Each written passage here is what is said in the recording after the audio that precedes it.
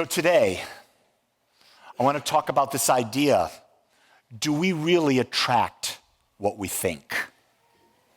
That's the basis. It's becoming mainstream now, is that your thoughts create. And so we're going to ask the question, do our thoughts really create our reality?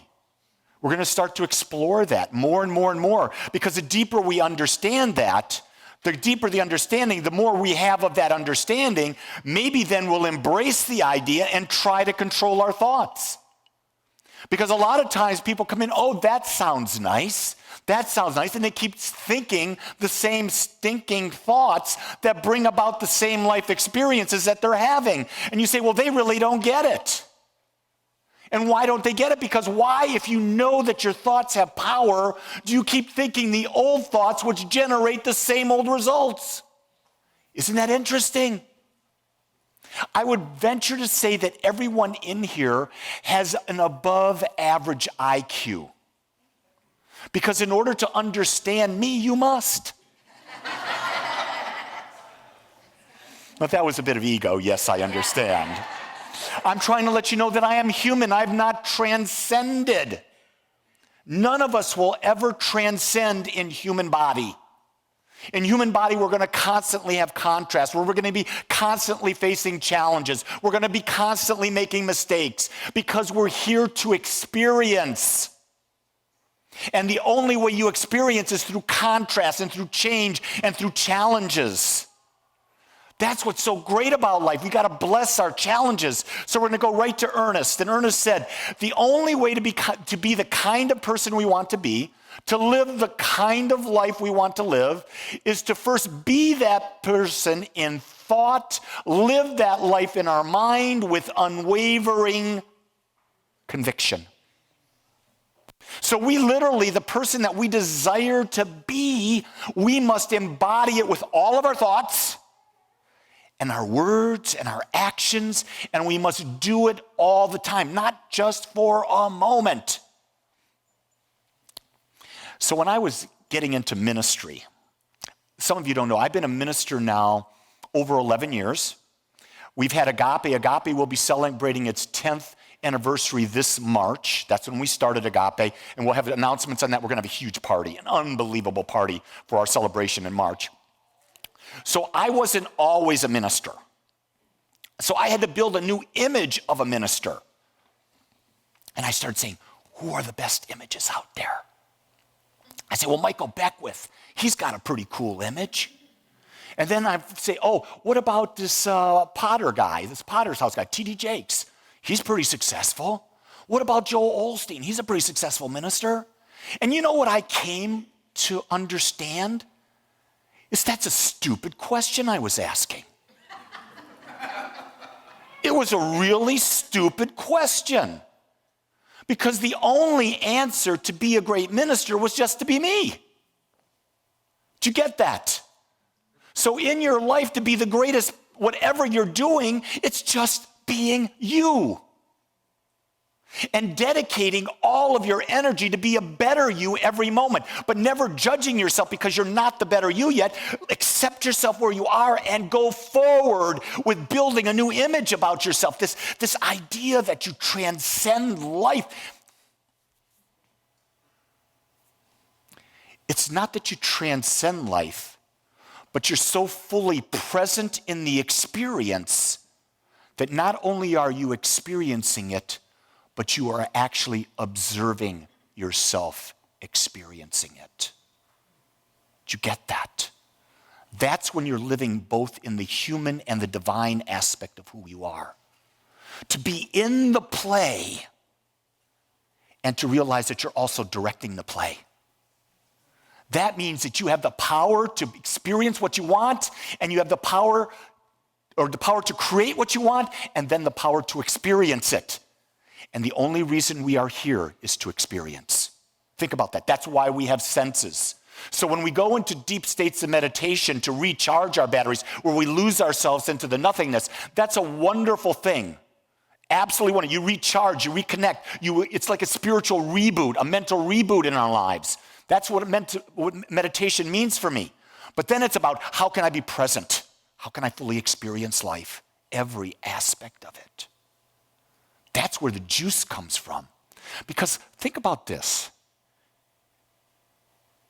If you weren't here to experience life, why are you here?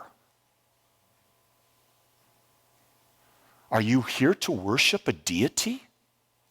I think not. Why would I say something like that? Because I was taught to worship God. And I had to understand that in order to worship God, I had to put God in a position like a king. Well, do you think that an infinite power, an infinite presence needs to be worshiped? Do you think an infinite power and presence that is everything, that's expressing through all things, needs to be put up on a pedestal? I think that's a human quality that we've assigned to a God idea. I think the divine doesn't really care. I know that's one that'll just make you pucker. Because if you really think about it, if you are the individualization of the divine, and even the Bible and other things say we are individual children of God, well, if you're a child of God, it means that all that is God is birthed into you. And you're a microcosm of the macrocosm, which means that if God can create, then we can create because it's our natural nature to create. Therefore, this that is us but is individualized as us doesn't care because we have everything we need to create whatever we want. And here's the thing, you can't fail. Do you know why you can't fail? Because you're eternal. You're going to live forever and ever and ever in the state that is your soul, that aspect that is the oneness with God. So there's no failure. We've been we've been hypnotized to believe that this is the only thing and we have to be successful according to standards that other people have chosen. Wash those away. You start to create your own standards of what life is about. That's when you find true happiness and true peace, because when you're living to the standards and ideas of others, you're in prison. It's a binding relationship. It is not a relationship centered in love. Love means freedom. So next, let's look at we attract what we think combined with what we feel. It's real important that we understand this. It's not just what we think, it's what we feel. So let's go on to the next one. And you'll see here that it is the combination of a clear purpose or desired outcome combined with elevated emotions that attracts what we desire. But it's not combined with. I like the word it's infused with. Do you get that? You've got thoughts. And you've got this picture presented. Now the idea is, how do you infuse those thoughts with elevated emotions? So what are elevated emotions? Elevated emotions are joy, peace, love, beauty, abundance. Non-elevated emotions are fear, anger, grief, resentment. Those are lower level, those are like animal, instinctual reactions, where higher emotions are ones that you consciously can choose to be in. Despite the experience, you can choose to be in those emotions. So it is, here's the thought image. We work real hard, we present this thought image, then we've got to infuse it with emotion. Do you notice that when we were doing the meditation prior to this talk, how we went to each of the energy centers and we literally infused elevated emotions into those centers? Because science is showing that we do have major energy centers, and from those energy centers, energy moves out into the rest of our body. So if we can clear those energy centers, we can get them unblocked, our body goes back into a state of homeostasis. The only thing you really have to do is to shift your energy in any center is to just go into gratitude. It's the highest elevator. When you infuse any aspect of your life, any aspect of your body with gratitude, you open yourself up to an infusement of divine wisdom, divine guidance, divine presence. That's where you really feel. It's interesting, I'm watching a lot of different speakers and teachers around the world talk, from India to Sri Lanka to the United States. And all of them talk about getting into a state where you literally go beyond the perception of yourself. You go beyond when you've infused the emotion with the desire, and you realize your oneness at that point. See, when you've infused enough elevated emotion, enough gratitude, you never think about something coming into your life. It just happens. We must infuse our thoughts with high elevated emotions, and it is the conscious and held union that creates our dream.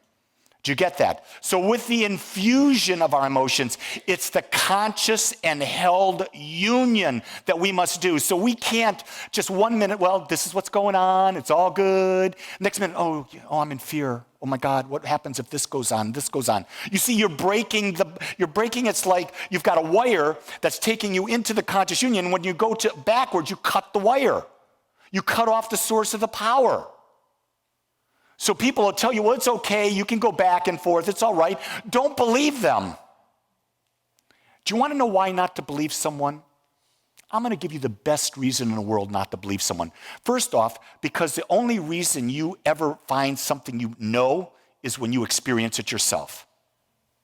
The second reason, if you want to believe what someone says about something, look at their lives and ask the question, are they demonstrating that? If they're not demonstrating what they're talking, then they don't know it. They have an understanding. I tend to want to be around people that know. Because what I can say that is when someone knows, that means they've done it, they've demonstrated, it's at the core of them, it's unshakable. There's no doubt in their mind. Why? Because you've done it. I know it's easy to create a child. It's easy to create a child. And I was told by the doctor that there was a 10% chance that we could. And he said, based on that, you could never create a child. What did we do? We thought outside the box. Because there's more than one way to create a child. But you don't think that when you're stuck in a condition. And what we did is, 9 months after that doctor said that, we brought home our baby son that we adopted. We created that child. And we held the belief that we were going to have 2 children. We knew we were going to have 2 children, so we were ready to adopt number 2. And guess what happened? One of the 10% of the little guys that were still alive, they did a magic journey up the channel of love, and they produced the other one. You just don't know how this is going to happen, but you got to believe. When it came time, when I was making the decision with Jean, do we adopt? Once we said yes to that decision, every energy went into it. Called all of the lawyers that were dealing with private adoptions, called all of the agencies, called all of the OBGYNs that were delivering babies that were doing it. We had our name. I went. This is what I do. When I do something, I go massive action. So when you're taking massive action in the direction of what you want, you have no fear coming in because you're centered in the massive action. And so what happened is we had a baby back out at 3 months. We backed out of a baby at 6 months. And then in 9 months, Steve came in. So you got to be open. Is it the right situation? And when something doesn't work the way you want, what it's saying to you in the universe is that this is not the right one. The better one is coming. So I try to tell my son that all the time. You are the third choice there, so we got the best of 3. Question is, what do you believe about your life? What do you believe about what you're creating? And so when we are waiting for something or someone, we are living in the past, and in doing so, we assure ourselves of a continuation of the past.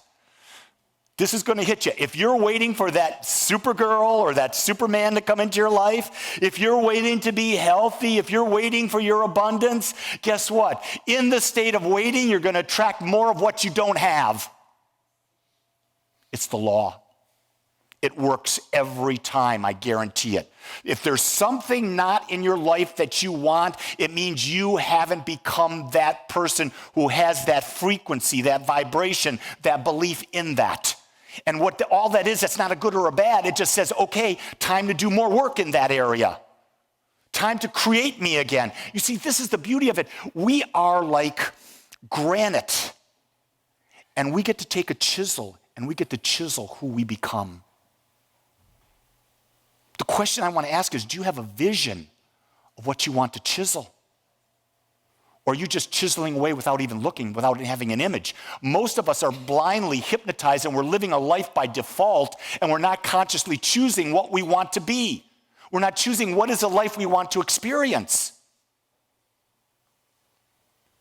Isn't it time we take back our power? I think it is. The question I ask is, when you woke up this morning, what new idea did you decide you were going to express or experience today? Most people did not choose a new idea. And so what are you doing? You're going to experience the same thing you had yesterday. You're going to be the same person. The very first thing I will share with you is that what you do in the morning is you don't do anything. You do not pick up those cell phones. Those cell phones are the greatest hypnotizers that are present in the universe today. They hypnotize you into believing all the crap that the average person believes. And if you want an average life experience, you live with that cell phone glued to it. But if you don't want that, the first thing you're going to do is you're going to sit in stillness and tap in. Whether it's 5 minutes, 10 minutes, 15 minutes, you're going to tap into that stillness. And then you're going to say, what do I desire to create that's new? What step can I take today that's different than I've ever taken before, that's leading me in the direction I want? And you start with that in mind. Then you begin your day. Then you become a conscious creator. The question is, are you willing? And this was really interesting. As I was listening to Dr. Joe Dispenza, he talked about this and it just blew my mind. Just blew my mind. All the people who are in this state of deep anxiety, deep despair, they have these habits that are no longer serving them. You call it anything you want, depression, anxiety, whatever. The brain has wired itself in such a way that it's natural to have those firings. And because of those firings, there are chemicals emitted in the brain. Those chemicals are actually feeding our addiction to our pain. Did you just hear what I said? Those chemicals that we release, having our thoughts of fear in that, are feeding and nurturing our addiction to our own pain.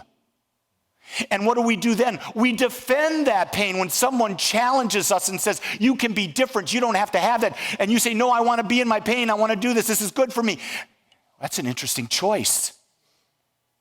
Because you don't have to be there. But if you're not going to be there, you got to realize it's a journey that only you can step into, and you cannot worry about what anyone else is thinking. Because it doesn't matter. If someone's thinking good things for you, that's nice. If someone's thinking bad things for you, that's nice. You don't care about that because you don't feel that. You only feel what you feel. Do you get that? So stop seeking the approval of others. Stop trying to find your joy outside of yourself and tap into this. And live from this. And live your dream. If anything you come away with from Agape is this: there is one power in the universe. It controls and created everything. But the power that creates in your life is you. The question I ask is, when are you going to accept it? When are you going to act from it? But most importantly, when are you willing to step into your greatness? This is the greatest gift. It's time we embrace it, realize it, and accept it for ourselves. And realize in this world, the only person we can change is ourselves. So be the light and be the example by simply being you. Let's pray. I want to thank you for joining us today. I'm so grateful that you took your time to watch or listen to this message. If you found this message beneficial, I would ask that you go to our website, agapecsl.com.